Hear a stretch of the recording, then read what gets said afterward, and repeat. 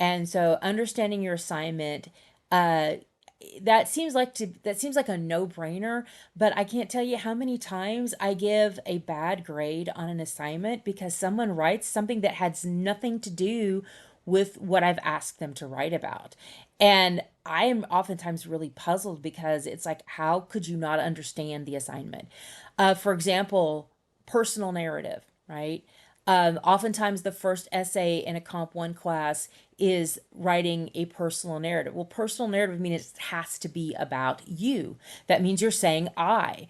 And I'll get students who turn an essay that has no single reference to themselves whatsoever, right? So the assignment is to write about a story about a time that changed your life. And I'll get essays that mention nothing about that person's personal life. It's like, how could you not write that, right? So something happened and they did not understand the assignment. And so that's the first thing you need to do. And so your book here tells you some things that you can do, right? So the first thing is, if the assignment is a question, read it carefully several times, underline its key words. Sometimes you may have an assignment prompt that has several different keywords. And oftentimes the thing is look for the verbs, right? Look for the commands about what to do. Analyze and explain, list the causes of, right? So look for those key words, those commands about what to do, underline them, highlight them, whatever, right? Sometimes you might be given an instruction orally. I know that when I was a student, of course, I'm ancient, I'm 57, so when I was 18, there was no internet, there was no computers, well, there were computers, but I wrote my first research paper in college on a typewriter. So the computers were not required because very few people actually had a computer, right? Cell phones did not exist, they did, but only really, really, really rich people had them, right? So we were still handwriting papers, right? And so people were still using mimeograph machines. So it was very rare to get an assignment that was actually typed and given to you, right? The teacher would either write it on the board, it would either come right out of the book, and then the teacher would then just verbally give you the length, the date, and all that, and you would have to write it down. And so sometimes you're just given an oral assignment, right? So again, you may have different situations, right? The important thing here is ask your instructor for clarification if you're not sure about something, right? And here in red, remember red is important.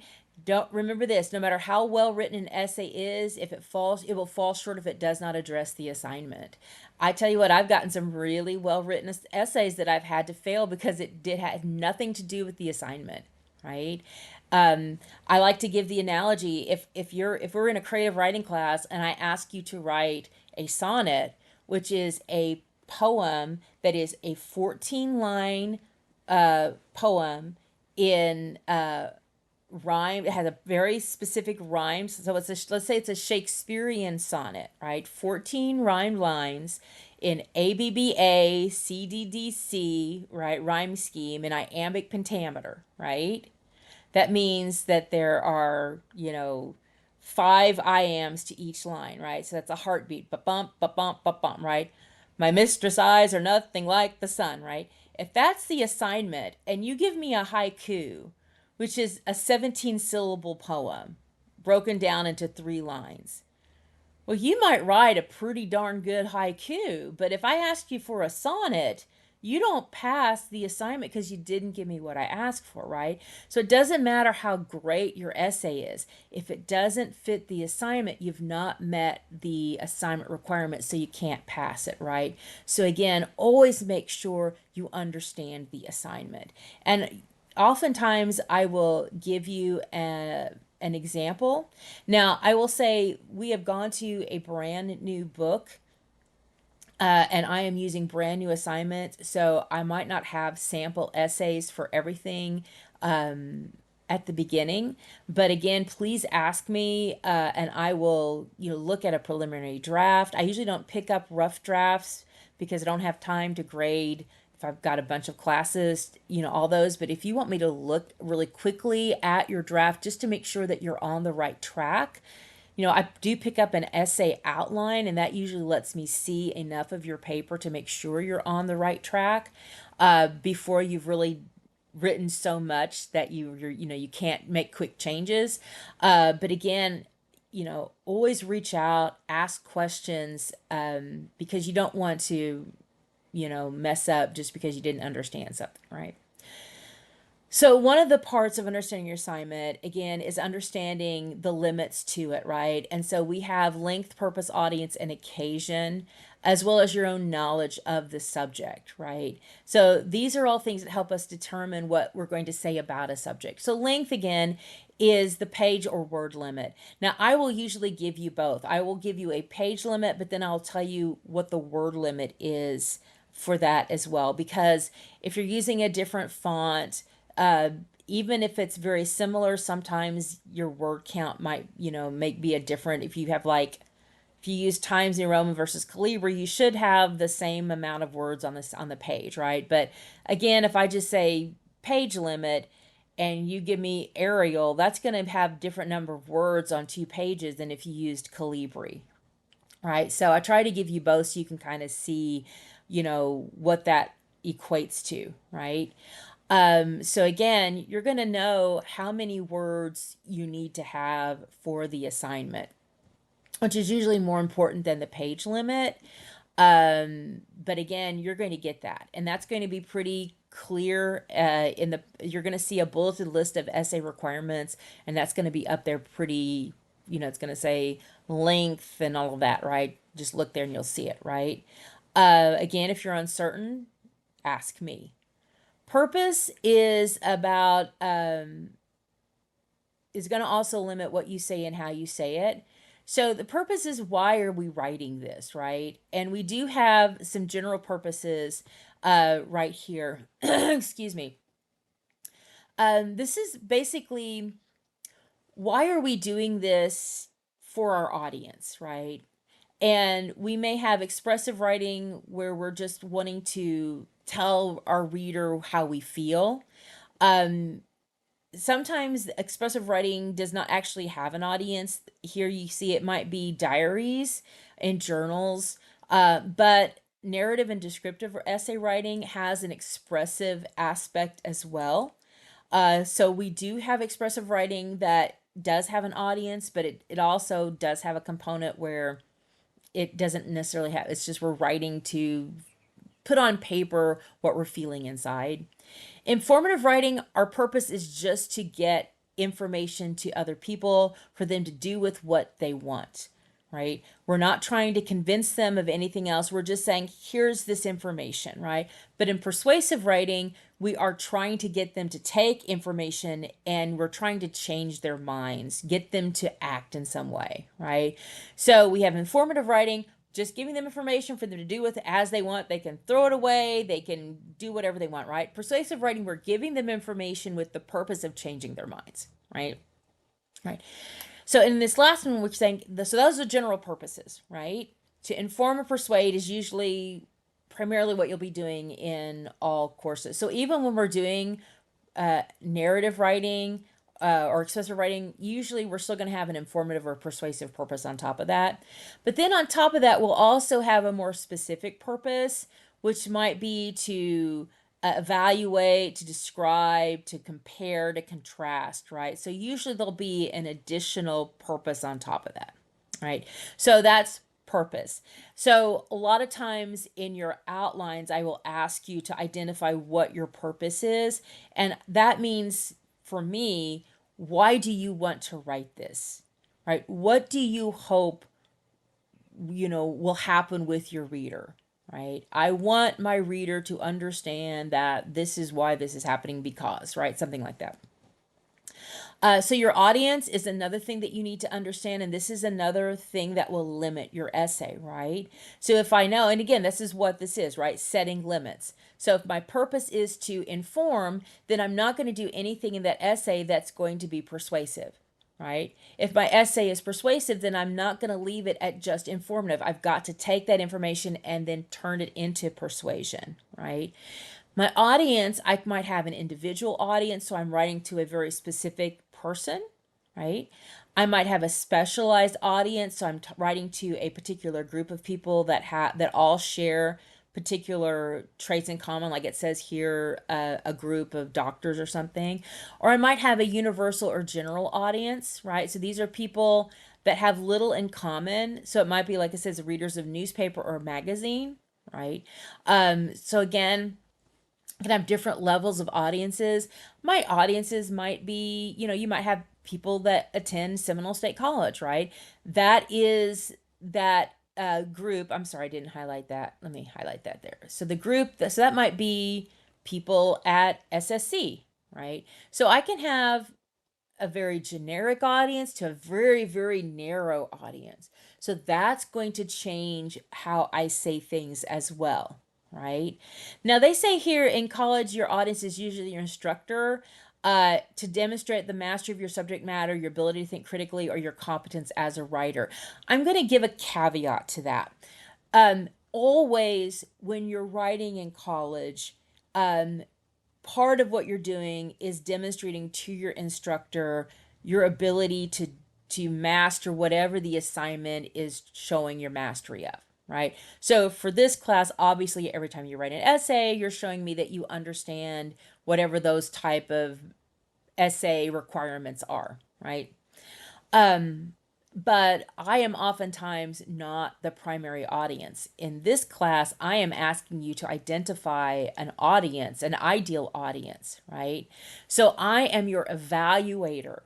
I am evaluating how well you have met the standards of the class, but I am not your primary audience. I might be part of the audience that you're directing to just by chance, right?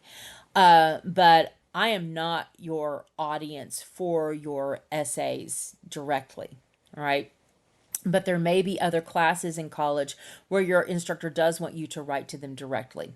So again, just realize that, right? Here it says sometimes you'll find that your audience is just too diverse to be categorized. That is true. Again, you just might be talking to, people adults in America. Like, what can we do to make, you know, such and such better? You know, there is a purpose for that kind of writing. But the more specific you can make your audience, the easier it usually is to meet your objectives because you have a better sense of who you're writing to. So you know what examples to give to them. You know what they know, right? You know what language is going to appeal to them. You know kind of what experiences have shaped them. And so writing to a real broad audience is usually going to end up with a real generic and broad kind of essay, and that's usually going to be kind of flat and uninspiring. So you want an audience that is, more narrow and focused because it's just going to make your writing better, right? So after you define your audience, you have to determine how much or how little its members know about your subject. So again, if you have a huge, broad audience, that's going to be kind of hard to determine how much they know or how little they know about your topic because there are going to be so many different people that, how will you know that? So again, determining that your audience is, you know, married couples with children in kindergarten, right? Well, that's still a pretty broad audience, right? Because married couples with children in kindergarten still cut across all sorts of socioeconomic backgrounds, right? You're going to have people with PhDs and people who don't even have a GED, right? You're still going to have a really broad, but they're brought together by that common denominator of they have children in kindergarten, right? You could add more limiting factors. You could say people with children in kindergarten who are, who make more than 125,000, who make less than $125,000, right? Because maybe you want to talk about daycare or something, right?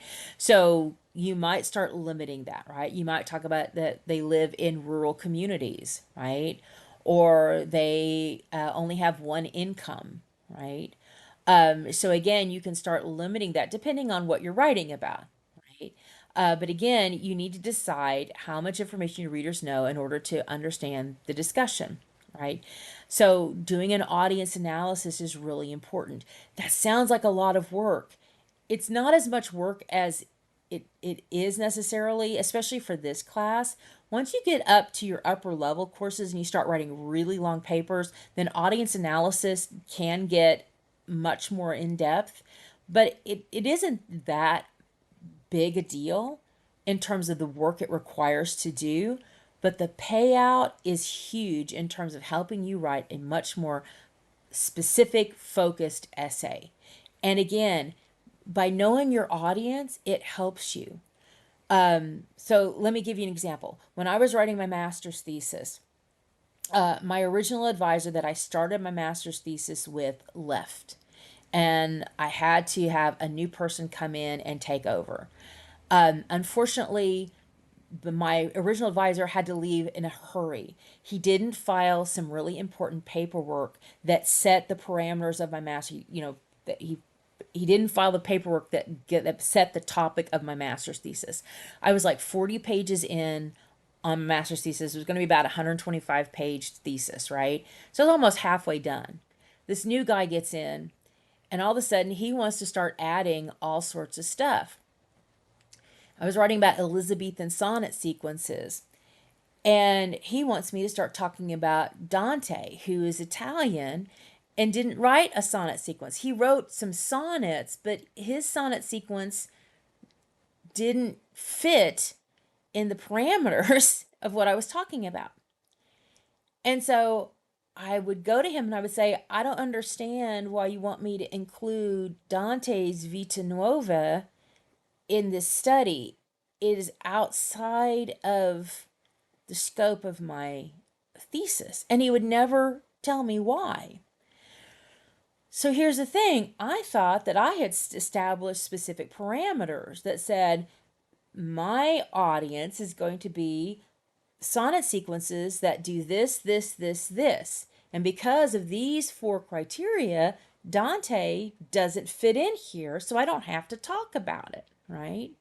When you establish an audience, if you're establishing an audience that is, this age, this income, with this many kids that live in this part of the country, right? Then you don't have to account for any other group outside of that, right? So that means you're limiting, what you have to account for. Now, you might limit it so much that you don't have anything to write about, right? So sometimes we have to broaden back out. But you can say, well, no, I don't have to include that group because that's outside of the scope of my paper. So knowing your audience can help you get out of having to even deal with, right? I'm just dealing with things that have to do with Shawnee. So I don't need to talk about Oklahoma City or anything else because I'm just talking about Shawnee, right? So that's why audience is important. It can actually help you narrow and deal with an issue much more easier.